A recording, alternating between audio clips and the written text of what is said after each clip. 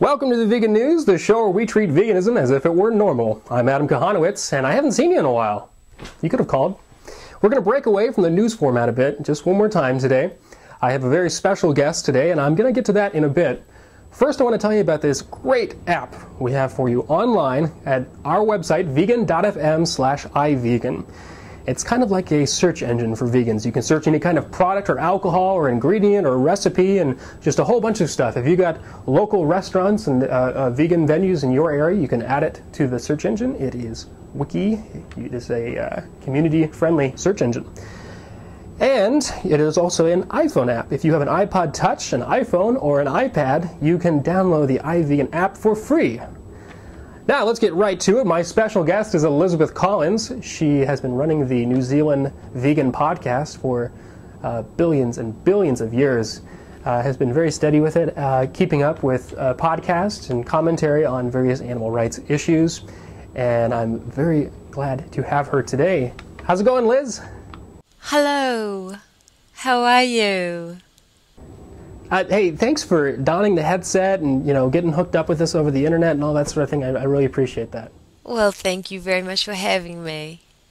So I'm a big fan of the New Zealand Vegan Podcast, but audio podcasting is a lot of work. I know myself. It requires a lot of technical knowledge, and you have to buy all kinds of equipment and that sort of thing. How did you manage to get that up and running and still keep it going? I know you don't. You're not a business or anything. Doesn't it cost a lot of money to do this sort of thing? How do you do that? And in 2 languages to boot. Well, I was an audio. I was a sound engineer in New York, but that's really doesn't have much to do with podcasting. Podcasting is all about the internet and MP3s and all these kinds of things. I have learned enough about USB mics to know that this is the best way to do it with a headphone mic, which is why I have a headphone mic on. And you need to know, like for me, I taught myself and I just went through the internet, and it was all very crazy because I'm used to working with analog. It's a totally different world. The sound engineering that I'm used to it helps me with my editing skills when I have to edit down my podcast and things, but you need to know podcasting software. I happen to have GarageBand, and so I record into that, and you need to know about FeedBurner and stuff, and it's all online, and Blogger and things, and it's all this internet stuff and this programming stuff, which I never learned. I was never good at. It had nothing to do with what you do as a sound engineer. With a sound engineer, you're dealing with, mixing board and analog microphones and singers and things like that. So I had to learn everything from scratch, just like anybody else. I just happen to have an advantage in that I've got quick editing software. But if you do a good podcast, you shouldn't need to edit anyway. You just record it. And I make mistakes all the time. I forget to use the right mic because I have another USB mic, which is really bad quality. And I forget to switch because I get all excited when I have a guest on and I don't check my mic input. So I would say that anybody can do this. You just got to go out there, and there's so much information. Just Google podcasting on the net, and so many people do podcasts nowadays. It's like very clearly indicated. It's totally user friendly. It's like the Dummies Guide. I did the Dummies Guide to podcasting, and they say do this, and you don't have to know web program, because I don't know any of that. It steps you through it. So anybody can do it. Anybody can do it. So I've never been to New Zealand. I hear it's nice there, and I've seen a lot of good vegan stuff coming out of that country. You got Sam Tucker's Food for Thought Radio podcast is coming out of there. Of course, there's your podcast and that sort of thing. Is it? If I came to New Zealand, is it vegan friendly over there? Do you get a lot of respect? Easy to live as a vegan in New Zealand? New Zealand is a farming country, and it's a very new concept here, and there's a very strict and very backward way of thinking about veganism. In fact, where in a lot of places in the country, the only image they have of vegans is Neil from The Young Ones. They really have no idea. They think that it's like foreign to them, alien to them. So it's a new thing, in my opinion, here. There are vegans here, and there is, like I say, in Auckland, it's probably different, but probably almost like maybe the American South and things like that would compare, maybe. But even there, I think it's a little more widespread. So it's a new thing, in my opinion, this ethical veganism, where people are speaking out and demanding this change in thinking. There's one vegan restaurant in the whole city of Auckland, and Auckland it's the biggest city in New Zealand, so that gives you an idea. And they just opened. Did you go right from being an omnivore right to being like an abolitionist vegan, or was there something in between there? No, not at all. In fact, well, almost, I guess. I was a vegetarian so I was omnivore, and my diet was very mixed. I didn't eat most meat, you could just put it that way, and everything else was non-vegan. But I saw Earthlings, but I was already...